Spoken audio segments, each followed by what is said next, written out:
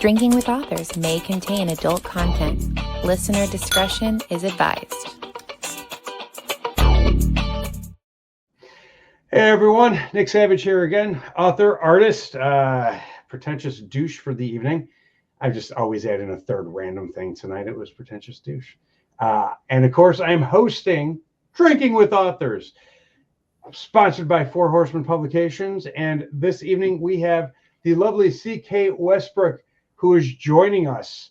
And she is going to tell you about her books and her beverage of choice right now. Hi, Nick. Thanks for having me.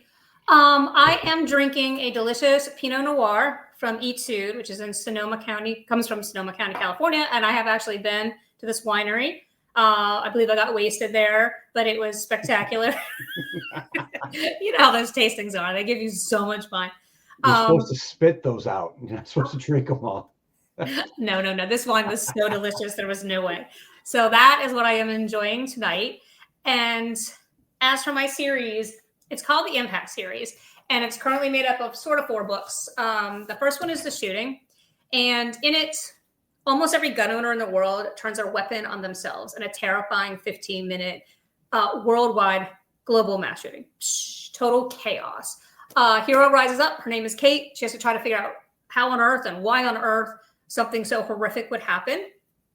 Book 2 is The Collision. It's just a little hint, but Kessler syndrome, something happens in space. She has to go figure out what and why this wrath of violence happened. And then in the third book in the series, it's Judgment. And someone's getting judged for some really terrible decisions. And there's like some space bros in there, and there's a lot of billionaires and people making stupid choices on behalf of everybody else. And then that's basically the series. It's very suspenseful. It's like day 1 after shooting, day 2 after shooting, day 3 after shooting. But then after this one came out, a lot of people were asking me, well, what would happen later, like once the dust settled? So I wrote The Aftermath, which takes place 5 years after the shooting. So it's kind of like, are we dystopia? Are we utopia? Kind of depends on how you feel about guns and how you feel about extraterrestrials. So in a nutshell, that's pretty much the series. And yeah. No, that is wonderful. I know a little bit about your series and stuff like that. And I like the fact that it starts, I don't want to say it's plot driven by any means, but it starts with the shooting, like the actual, and you just dive right into it, which I find very fascinating.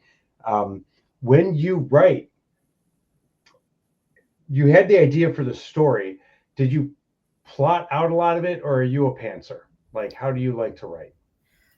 Total pantser. Like I was writing in the pandemic because, we were all locked down in our house, so I had a lot more time. And I just like pulled together all these things that were giving me like anxiety. Like I'm a really big advocate against gun violence, especially like shootings, mass shootings. And I've been to lots of protests. So I was like thinking about that. And here we are in a pandemic, which is driven by abuse of ecology and wildlife and nature. And I kind of like, and I'm an environmentalist. So I brought it all together, and I swear to God, I feel like I wrote the shooting in like 2 weeks. It just poured out of me. And then I had to go back and do serious editing. But no, there was not an outline. I didn't even know it was ever going to get published, right? And then The Collision came because I was like, okay, I like cliffhangers. I like suspense. So then The Collision, and then I was pretty much finished with Judgment, and then I got The Shooting published. So it really happened super fast. So when people ask me what my writing style was, since that was like the only thing I've ever written and published, I'm just a pantser, and things come into my mind. And then sometimes I get frustrated because I don't type very fast. So I'll go back and forth between paper and just speaking it, so I don't lose the gist of the story before I can get to a computer. There are, now I'm a little older than some of my friends, and I got chastised a couple weeks ago because when the speech to text programs first started coming out, you had to like sit there and work with your voice and set up the system for like 2 hours before you could properly use it. And he was like, dude, that is so old. Go to your Google Drive right now. And I was like, okay, I'm going to go to my Google Drive. He's like, hit these keys. I can't remember what it was. And it turned on speech to text. So if you're a slower typer, there are the new speech to text programs, you'll have to do a lot of editing, but the new speech to text programs are so much better than they were when they first started coming out like 20 years ago, that you'll be able to literally write as fast as you can speak and then have to go in and do a bunch of heavy edits, but at least your thoughts will get down on that page for you. Just something, if you didn't know about that, because I didn't know about that, and I like to think I'm pretty on top of things. Apparently, I'm not at all, because I didn't know about that stuff, but you mentioned, that, so I was like, I gotta tell you about this. No, that's brilliant, because I did not know about it. So thank you. I appreciate that. No, and my buddy's very tech savvy, but at the same time, I feel sometimes he relies a little too much on it. So I try and like pull him back from it and everything like that. But this one, I had to give him the win on that, because it was honestly the coolest thing. So I'm going to try it. Absolutely. Thank you. No, my pleasure. You mentioned aliens or extraterrestrial. Have you been watching the news lately with the Atlas objects going through our solar system? A little bit. I try to avoid the news. I only can take it in small dosages because it's just insane and infuriating. So yeah, I saw some things happening, and I got excited, and I was like, oh, is that really an extraterrestrial or an UFO, or what do they call it now? EAP. Yeah, UFO is good for purposes here, because I can't remember what they call it. But UIP, unidentified interstellar projectile, or so, I don't remember. I'm just making shit up. We're good at that. UFO for all. Yeah, UFO. Yeah. Well, okay, because if you know what the Atlas is, it's the third ever known, or only the third ever known object to enter our solar system from another galaxy or from another solar system or whatever. It's a big deal to astronomers. To astronomers out there. I always get astronomers and astrologers confused, and it's really annoying when I mix them up. But it's a big deal to astronomers and people who study space, because we only ever deal with stuff within our solar system. So this thing's flying through our solar system, right? And this is why I have to tell you about this, because it's amazing. This thing's flying through our solar system. One, the tail of it, which should look a certain way, because everything we know about physics, comets release stuff on the tail, and the tails look a certain way. It defies everything we know about how tails should look on the comet. Then the tail started changing color at some point, or something like that. And it started accelerating, and everything we know about physics, unless something acts upon a force, the acceleration and the velocity of it does not change. But it started speeding up, and then it flipped without being interacted on. Like, it just was like, because it's like oblong. So imagine like a grain of rice just flipping over without anything touching it. How bad do you want this to be, aliens? I get asked that question a lot about, like, I don't know. Like, I feel like as an environmentalist, we're pretty mean. Humans are mean. So I sometimes flippantly say, if you are an extraterrestrial, please just stay away from us, because we will entrap you, kill you, give you disease, eat you, have sex with you. I mean, we are not good to things we do not understand, and we never have been. So if they're much smarter than us, like the extraterrestrials in my book, then I feel like to a certain extent they can protect themselves from us, but things happen in my book. So I don't know. Like, I'm like, would I be excited? Yes, it would be fantastic. But I'm also like, stay away, protect yourself. That reminds me of an episode of CSI, the original, with Gil Grissom, where he actually, there's an episode where it's X-Files-esque, with like, they're talking about extraterrestrials, and he says, if there are extraterrestrials watching us, they'd be smart enough to stay away. And it's sad, but it's true. I think 100% we would not be able to handle that kind of knowledge as a species. I think the animals would be okay. You know what I'm saying? Like, had we not existed and the aliens just came down, we're like, oh, look at the elephants and the monkeys and the alligators. The animals would be like, hey, look at these things that are looking at me. But humans would be like, hey, let's take it apart and see how the insides work. Can I make money off of it? How can I make money off of this? The only thing I need to do is make money off of this. I need to exploit it. I need to entrap it. I need to make it a joke. I mean, yeah, like, and as for animals too, like because even in all the comics and in a lot of science fiction, Earth is so valuable, right? To extraterrestrials, to Superman's people, to whatever, like, because it's so in balance and it's got this amazing ecosystems, which if you just kind of let them go naturally, like they're in balance. And we're the ones who always screw it up. And then other people sit in judgment and say, well, humans don't deserve Earth. And we kind of like, I feel like that's not a trope. Well, maybe it is a trope in science fiction because it's so like true. And I feel like aliens should be careful here. So you're a very interesting person to talk to because environmentalists and stuff and aliens, without being like the H2 aliens guy. What do you think of the potential for NASA to colonize Mars? Oh, it'll never happen. It's so bizarre to me. It's so delusional. And I kind of look back and like, what is the delusion? I mean, I get rich people think that they can destroy Earth or use up its resources and make a ton of money and then go someplace safe and away and protect themselves. But even a lot of scientists have said it would take like the natural resources of 2 Earths to get humans to Mars and then to colonize it. Or, I mean, colonize it. How about that? Just when Elon Musk was colonize Mars, I mean, a lot of us are offended by the word colonize because I feel like we should have outgrown that concept. But it's like, as humans, right?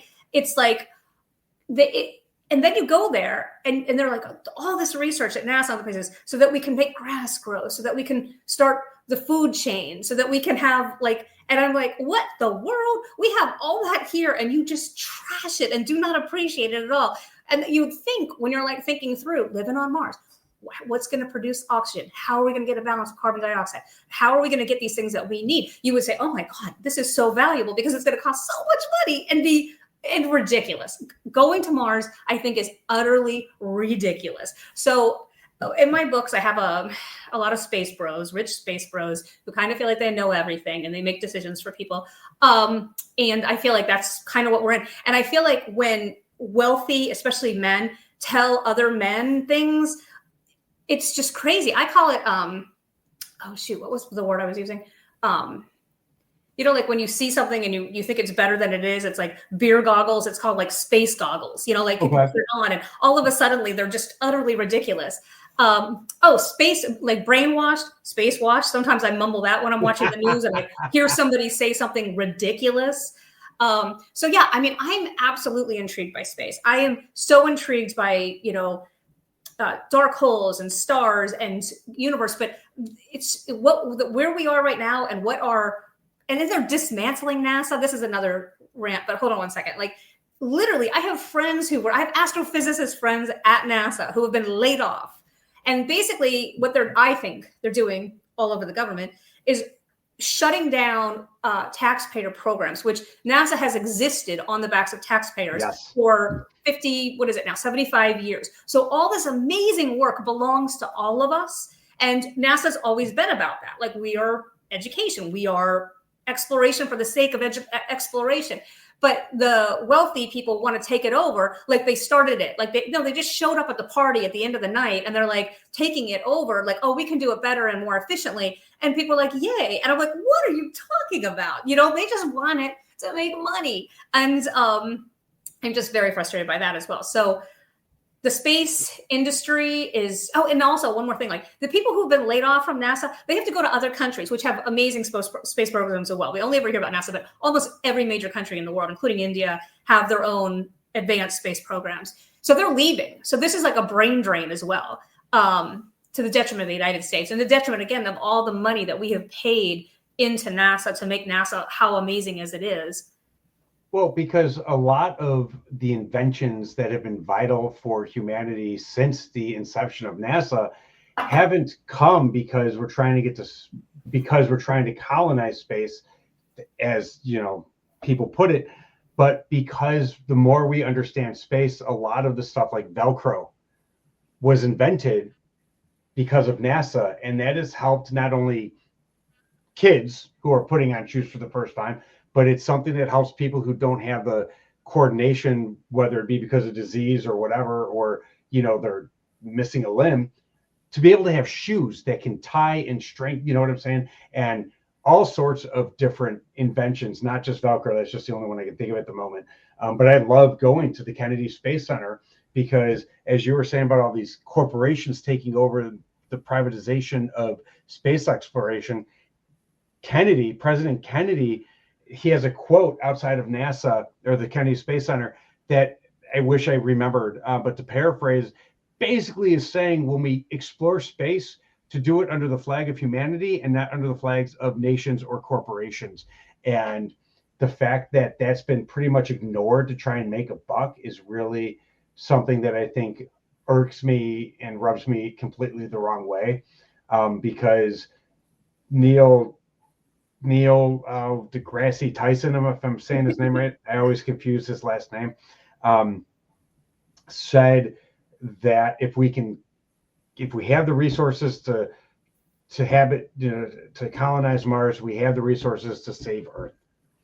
And the fact that we're not, and this is me, he said that, I'm saying this, the fact that we're not is just laziness, and greed. So I 100% agree with you on that. And there was this short story called The Survivors. I think it was written by T.M. Ham, if I'm getting that name wrong. And I read it to be on this one sci-fi podcast, and we all had character roles, and the book was fascinating. Basically, the astronauts get to Mars. They wreck, kind of a classic sci-fi thing, like with their spaceships. So only a few survivors make it, and they're like, we have to make it to the other side of Mars. We think there might be some water or air before we run out of the natural resources that we need to survive. So they go out and they don't make it. And they're like, oh, look at these dust bunnies and look at this hole and look at this big dark thing. And these are all living things on the planet, but they go in with their total human mind and human eyes. And they're like, that's just garbage. It's stupid. Like we can kill it. No, that's their planet. And you just thought you'd show up and colonize it. Oh my God. And then the end is really tragic and interesting. Like the things that the captain says at the end. And I read it and I was like, wow, this is really good. And then I found out the book was written in 1960. And I was just like, whoa, my mind was even more blown because it was all about the environment and selfishness and the inability for us to see anything outside of our own perspective. And I thought that was just amazing. So people have known these things a long time. And I just kind of feel like, and also there was like, even in my book, in Aftermath, I mentioned the kilonova of 2017 where the stars collided and made a black hole. And a bunch of minerals came out of that, like titanium, gold, other valuable things that people think are really other things that are really valuable. And I was like, in the book, even though I kind of made this up, that kind of started the billionaire space bro into space. Because then they were like, oh my God, there's so much money up there. If we can just get up there, we can just harness this and we can take over all these industries without even having to get to Mars. Like maybe Mars and all this stuff is just the space lighting, like gas lighting or space washing, like get people to focus on something when they want something else. And then like even I've written so many books, but some of them they reference like, oh, we don't have enough launches to cause horrible space debris in space. Like there's not enough. But from 2017 to like now, it's exploded. I mean, there are so many. I think in the US alone, we've had like 200 or 300 launches from Florida, from Kennedy Space Center, from Brevard in this year. So, and there's so much garbage and pollution. I mean, we are trashing space. We are literally trashing space, just like we're trashing Earth. And I really don't want us to trash Mars. No, and it's funny because I've lived down here for 10 years in the Orlando area, almost 10 years. And we can see launches. Now I'm 2.5 hour drive or an hour and a half drive. I don't even remember anymore from Kennedy.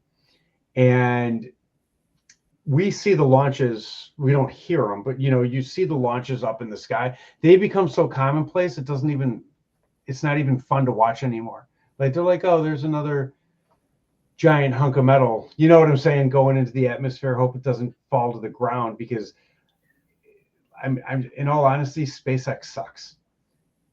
Half his launches don't work. They get canceled. they, explode. And I'm like, why the hell does this guy still have his government contracts? If anyone else had his success percentage, if he was on a baseball team, he'd be traded or dropped. If he was a surgeon, he'd be killing patients left and right. But for some reason in this field, they're like, no, just give him more money. And I'm like, dude, he's not doing anything worthwhile at all. And even his satellite launch, his satellites for communication, he'll put up like 100 in a month, and like 50 of them are defunct by the end of the month. So much garbage, and it's actually now starting to come down. It used to be like a rare thing. Oh, rare, like it came down, and stuff is coming down that's big enough. I know that one piece went through somebody's house in South Florida, so the garbage is actually starting to come back. And also, it's just making space travel really dangerous. I mean, it's making the International Space Station extremely dangerous. They have to move the whole International Space Station like a couple of times a month now to get out of the way of space debris, which, if for people don't know, it moves at about 18,000 miles per hour. And it could be super, super tiny, like a piece of pee, like urine, or it can be like a defunct satellite, like ginormous. So it's so dangerous. And NASA, even on their website, it's like my symbol, I use it on my website and everything, is that the space debris going around planet Earth. And when you see the pictures and you're like, here's what Earth looked like in 1970, and here's what Earth looks like now, you're like, oh my God. It's in the lagoons, it's in the Kissimmee River, it's in the oceans, it's in the Gulf, it's everywhere. Pollution. And we never clean up one place and then say, okay, well, we got that cleaned up. Now we can move on to the next thing. Nope, we just move on and trash the next thing. And I grew up in Orlando, and I will say one thing that I remember, I went to Winter Park High School, and Challenger, I remember going outside to look up and watching Challenger explode. And that was in the 80s, when you would watch something very traumatizing like that, and then they just send you back to class. Yeah. Well, they didn't know how to deal with it. Like, the trauma response in the 80s was absolutely horrendous because they didn't have the everyday traumas like they do now with the school shootings and stuff like that. So in the 80s, Challenger exploded. They don't know how to deal with it. Let's just ignore it and go back to class and learn long division. You know what I'm saying? Type stuff. Instead of like dealing with the fact that you just saw 24 people die in a fiery wreckage and their bodies are disintegrated instead of falling back down to earth to be buried. They're just gone. And that we had all as kids been following, we were like heroes, especially, I would say in Central Florida, absolutely, but probably all over the country. It was a big deal even where I was living in Chicago at the time and stuff. And it broke the news and everything like that. And it wasn't even the last shuttle to explode. And I have my own opinions on them, like getting rid of the space shuttle program. I thought that there was much more potential than they ever were able to tap with it, just untapped potential, I guess. But now what they're doing with these old rockets again, they're just taking a step back in the evolution of the space program. It was rockets to shuttles, and now they're back to rockets when the shuttles offered so much more than the rockets ever could. And it's nuts. But the space garbage in and of itself, it never leaves. People are like, oh, it's space, and space is endless and empty, and it can just go on forever. It never leaves our atmosphere. It never leaves the gravitational pull of planet Earth, which means it's staying out there in the outer atmosphere, just circling and waiting to either disintegrate or fall back down. And they've never been able to study the environmental impacts of having that much foreign matter in the air up there and how it affects us down here. And it's just one of those things where I think they're doing a lot, and especially nowadays, a lot of good things poorly. But that's just. And even when you talk to NASA, you go on their website, they're like exactly what you just said. It'll disintegrate or it'll come back, and you're like, yeah. That's the same thing they said 5 years ago. That's the same thing they said when this whole and then sometimes I'm on a lot of space newsletters, right? So they have like advancements, and maybe we'll go and collect it or pick it up. And I'm like, they should just cut it off. You are not allowed to enter space until that is accomplished, until that mechanism or machine works. And watch how fast all the space bros and all the space agencies and programs around the world prioritize that, but they won't until they have to. It's because it's the same thing as on Earth. Like, hey, I just made a car. I just built a nuclear reactor. No, don't worry about the garbage. Don't worry about the waste. Yeah. And it's just history repeating itself over and over, and it's extremely frustrating. And I'll say this about guns too, like the trauma of gun violence. So obviously the shooting is the big event, right? So almost every gun owner in the world turns their weapon on themselves. So the book has it's a kind of a running debate about guns and their role in society, and how we have been convinced, at least in America has a strange relationship with guns, that they make us safe, but they really don't. Like the statistics and everything that pan out. And I always remind people, most Americans don't own guns and don't have guns in their house, which kind of shocks people, but that's really true. People that have guns tend to have a ton of guns, or several guns. But so sometimes my books actually upset people because not about the space stuff, which is really, to me, absolutely intriguing, but they get a little bit upset about the gun issue and gun violence. But I was just like, right, even after I finished the series, that they put out, well, we found out that guns is the leading cause of death for people under the age of 18 in the United States. So I kind of wish I'd even included that in the book, but I kept talking about how the problem was getting bigger and bigger and bigger. And woo, boy, did it get bigger fast. It got bigger very fast. Like when the Columbine shooting happened, that was considered the first school shooting. And it wasn't, because there were shootings in less wealthy neighborhoods. You know what I'm saying? That had been going on for years. But this was the first time it happened in white America, and it happened on that level. So that was really it happened here. Now it's going to start happening everywhere. And it's just been picking up more and more. And now they get to it where the definition of mass shooting happens, I think, 2 times every 3 days or something like that within America. And it's just, people are just like, oh, that's just how it is in society. That's how it is in American society, but there are other societies. And well, we obviously aren't on here to debate guns or not. I think we're on a fairly same side of guns cause death. And that's the thing, is people are arguing this side of are guns good or bad? Guns are neutral in that sense. It in the sense of, oh, it's the gun owner and how they handle it and whatever argument they want to make. But as soon as a mass shooting happens, they're all like, oh, we need to figure out what to do. And then, of course, the how we go about figuring out what to do is different. Gun owners, except for the people who aren't even necessarily gun owners, but the ones who commit the mass shootings, nobody's for mass shootings. You know what I'm saying in that sense? But we're so caught on the debate that I think it's very hard for us to move beyond the debate into finding an actual solution, because people don't have an answer. So they just always revert back to the debate of, oh, well, Second Amendment rights. Well, yes, that's great. But what about it? Like, what can be done about it?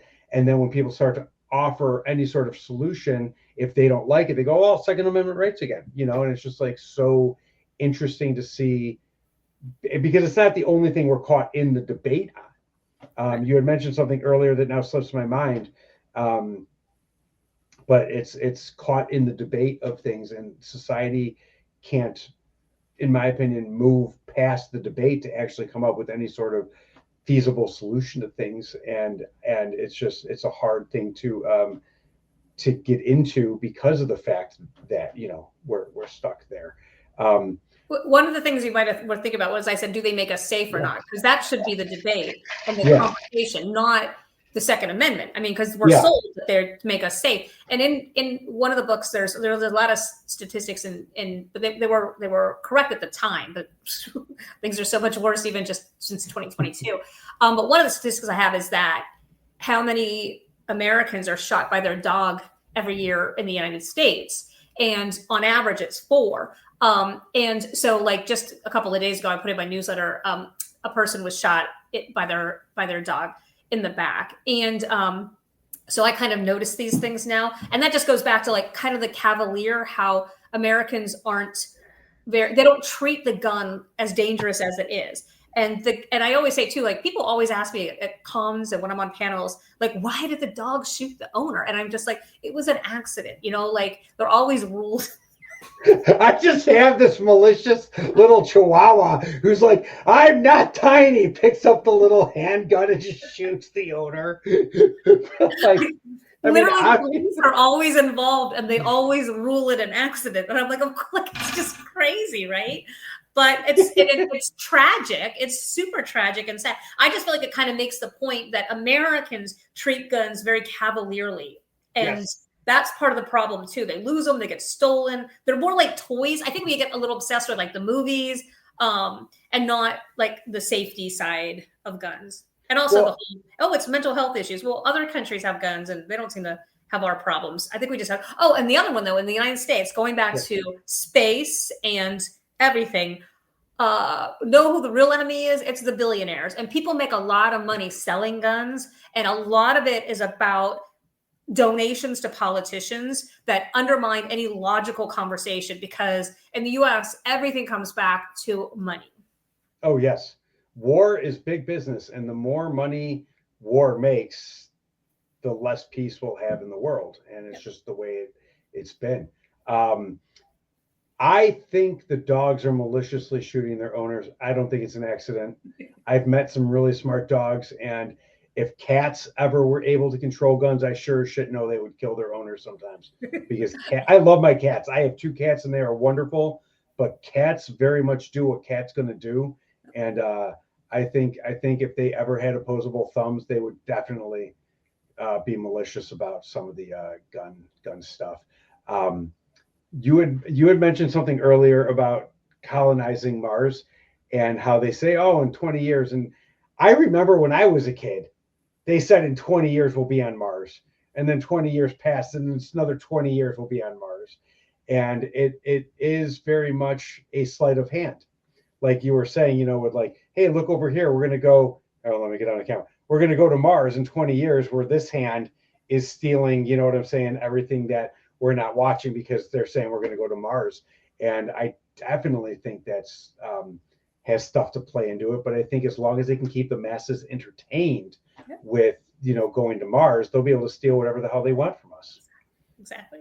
And a lot of what they're stealing is just our tax dollars, because we're subsidizing it, or we're not taxing it.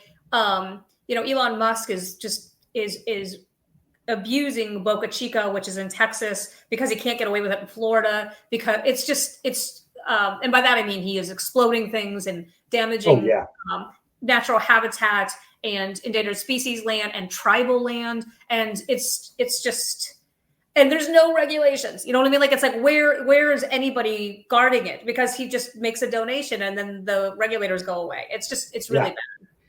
And people are all like, there's an argument from certain political groups that we don't need regulations because people will regulate themselves.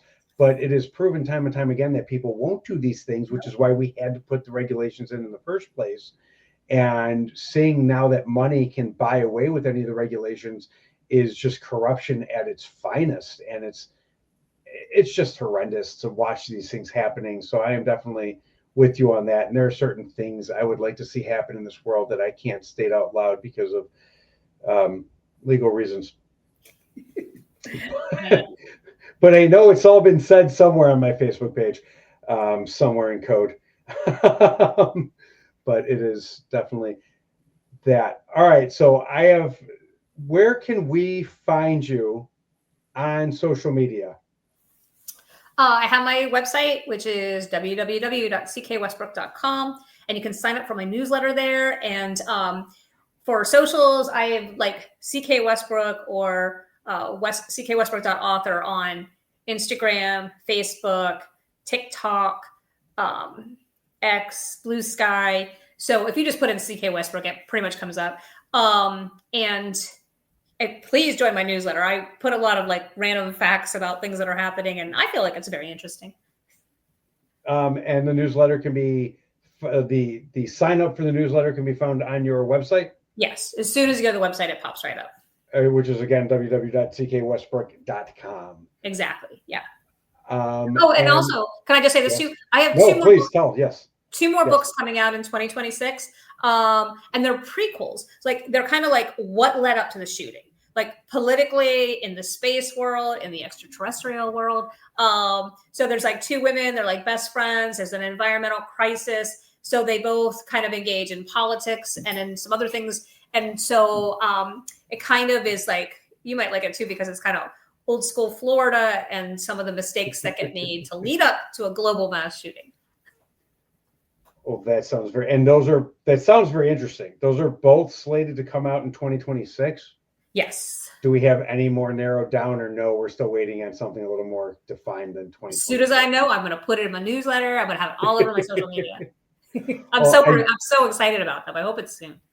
I have one last question to ask, and it's on the topic of writing, since we were so on topic of writing this whole half hour. But I ask everyone who's on my show this. If a budding writer were to ask you for any sort of advice, what advice would you give them? Just do it. Find what you like, because there's a lot of like advice on the internet, like write 500 words every single day, or write in the morning, or write this. Just find your creativity and when it makes you happy, and just do it. And don't worry about what anybody else thinks or says about it, because there's such diversity in creativity and there's such diversity in writing. Just jump in there, do it, love it, do it when you want to. And, hopefully, I mean, it doesn't matter. Because I feel like everyone's like, oh, you'll get published or whatever, but just do it out of pure joy, and it will become what it's supposed to become. No, I like that. I want to thank you for being with us today and for sharing so much on the environment and space and everything like that. It was a very informative, if slightly different show than I'm used to doing, and I actually really enjoyed it. So I thank you for that. I will definitely be looking to have you back at some point in the future and talk about some other stuff, because this has been a lot of fun. But I also want to thank everyone who has tuned in and watched us. But you heard it here, as a certain shoe company said, just do it. So with that, I bid you all a fond adieu. Thank you for listening to Drinking with Authors. Join us next time for another fun conversation with an author over drinks.